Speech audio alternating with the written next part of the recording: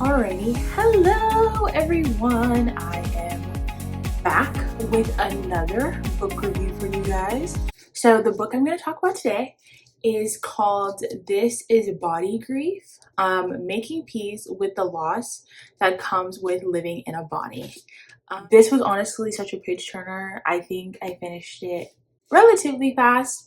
It's about like 250 something pages, so it was a relatively like shorter book in comparison to like other books I read, but nonetheless it was a really good book. I really enjoyed it, hands down. Probably one of the best books I've read in terms of like non-fictional content. So I just want to read you guys like a little bit of like the intro of the book, and then talk a little bit about my like favorite parts, and then maybe give you guys a little snippet at the end too. So the intro says, "Our bodies are never against us, so why do we often believe they are? All of us have experienced body grief, the sense of loss and frustration at our bodies having failed us. How do we grieve these losses, whether an illness has wrecked our sense of self, or we're not as quick as we used to be, or we don't feel comfortable in our own skin and find relief? We begin," says Jayne Mattingly, "by accepting that although body grief cannot be overcome, it loses its power once we make space for it in all its complexity." In This is Body Grief, Mattingly draws on her work as an eating disorder specialist and her own journey of chronic illness to carry us through the 7 phases of body grief, starting with dismissal, shock, self-blame, and hopelessness, and culminating in hope and eventually body trust. Weaving stories from the front lines of loss and healing, seeing her clients wrestle through postpartum depression, eating disorders, body dysmorphia, racism, homophobia, chronic pain, and more, to her own experience of disability, from losing the ability to walk to receiving a life-saving but no less devastating hysterectomy in her 30s. Mattingly dismantles the narrative that our bodies are against us and offers better, more life-affirming ways to cope with change. Because the truth is, our bodies have never been and will never be against us. Change is how our bodies bring us closer to homeostasis, and healing begins once we honor that trust that our bodies are always on our side. So I thought that alone was pretty like powerful within itself, because I was just like, oh my gosh, like this is such a unique perspective. I think me personally, I never knew like body grief was like a real thing. Like I never had heard that term before, so it was really interesting to like hear her describe what body grief was and like all of these different stages. I think my favorite stage to read through, which is going to like sound really bad, or that might sound really bad. My favorite stage to read through is self-blame. And I guess it's because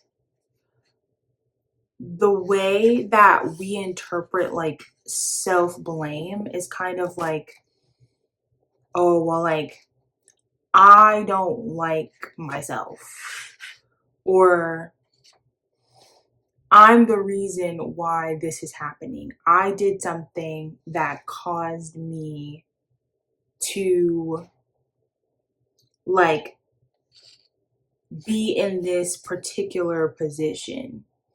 And for a lot of us who are navigating different disabilities and things, I think it's very easy for us to fall down, especially when you're in like early stages of being diagnosed, or maybe you've had a disability since birth. A lot of times it's easy to fall into the pattern of, well, what did I do to deserve this? Or what did I do to cause this to happen to me? I just want to read a bit from the section that's entitled Fault, the Search for Why. And that's page 117 in the book, in case you guys had to get it, which you should. You should read this. Fault is ever present when we grapple with the why and how the hell do I fix this? And the how the hell do I fix this of our body grief.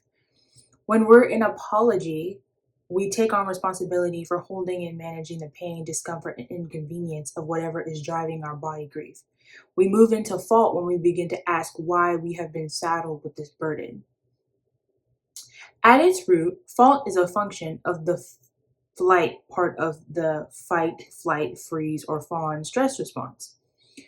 When we're looking for an answer to our body grief, we are searching for an escape from whatever madness is happening in our body. We believe that if we can find the problem, we can stop the pain and our suffering will end. But diving even deeper, fault stems from our very real and valid fear of sickness and pain in each of its physical, mental, and emotional forms. Sickness and pain cue us to danger and even death. Seen in this way, you can see how fault stems from our most basic survival instinct. When you fault yourself for something that happened to you, especially something dealing with your own body, that's a very natural response. But I think what's very kind of humanizing about this book is she's not telling us, Mattingly, Dr. Mattingly is not telling us, oh, I don't know if she's a doctor. I feel like that would be on the cover of the book if she was. So I'm just going to say Miss Mattingly, okay? She is not telling us that that there's a problem with body grief, or that we need to stop feeling body grief, right? She's explaining to us that these things are all very natural, that everybody goes through them. But she's also giving us tools and things how to cope with them so that we don't get stuck in one of these phases. And I think that's really helpful. It was really helpful for me to put this in perspective. Like I said in my last review, I was diagnosed with lupus a year ago, almost a year ago. And so I think I've gone through almost all of these phases, almost, I think. Well, let's go over what they are. Okay, so there's 7 of them. I put the book down so I can show you. There's 7 of them. Okay. There's dismissal, shock, apology, fault, fight, hopelessness / hope, and then body trust. If I had to make a personal assessment of where I am with my personal disability, I feel like I fluctuate. I don't know if that's bad, but I feel like I fluctuate between apology and hope. And I feel like I fluctuate.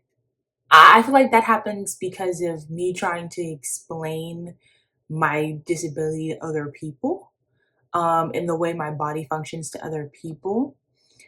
A lot of times I'll get caught up in the fact that oh wow, nobody understands this unless I tell them okay, this is what's happening, this is going on. So I had to tell them hey, I can't do this, or it's hard for me to do this, or if this happens, then it's normal, technically, but not really, but it is normal for me because this is something I have to deal with. And I apologize, especially if I feel that what is happening is an inconvenience to the other person. I feel like I also do that with having ADHD as well. I feel like obviously I've had ADHD my whole life, but I recently got diagnosed a couple months ago. So I find myself now that I know that things are happening because I have ADHD, I also find myself apologizing a lot for that. When I'm stimming or something, I have to apologize to people for that. I don't know why, but it's a habit that you have to break. And I feel like this book really kind of grounded me in like understanding that like this happens to everyone. Like it's not just a me thing. Because I thought it was just me. I thought I was just an overthinker, which I could still very well be an overthinker. But I thought I was just an overthinker. I thought I was just like overanalyzing everything and like making things big in my head. But no, this happens to other people.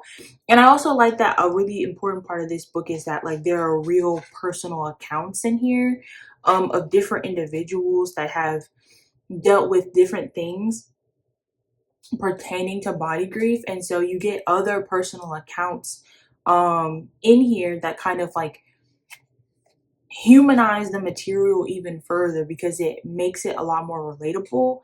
And also hearing it in someone else's words really makes it come to life a bit more, I would say. I love also that this book has an index. So if there's anything like any words or things that like stand out to you, or anything you want to like go back and look on, there is an index at the back of the book and it has all the words, like all the keywords and things. Like there are different like diagnoses and things. Diagnosis? I don't know how to say that word. And I feel bad because I'm 21 years old and I still don't know what the plural diagnosis is. But I've always said diagnoses, so that's what I'm going to say right now. There's different words, like different, so there's ADHDs in this book, the amygdala, part of the brain, that's in this book, cognitive behavioral therapy. Also, the index includes markers for where people's like personal accounts and things are. So they tell you their name and then it tells you what page.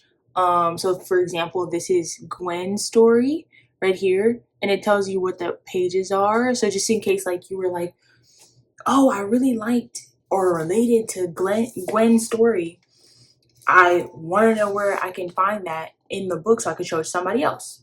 It's all in the index, which I think is really helpful too, because there's a lot of technical terminology and like medical jargon in this book too. But it's very well explained. So I think that's super important and really helpful too. And so, yeah, I loved this book. I think it was probably, I think if I had to like, I don't know, if I had to rate it, I think I'd give it like a 8.8 out of 10. I think it got points off because it was very short and I typically like longer books. And I also would have liked to like continue reading more about this. I feel like this is as much as the author had to say about body grief, but I want to see if there's like other books that are like perhaps longer that might say a little bit more about this. But excuse me, this is a really good book. I 100% loved it. And yeah, I encourage you guys, our disability podcast family, to go check this book out. It's amazing, and I hope that it inspires you. I hope it helps you, and I hope that you learn something from it just as much as I did. Thanks. See you guys.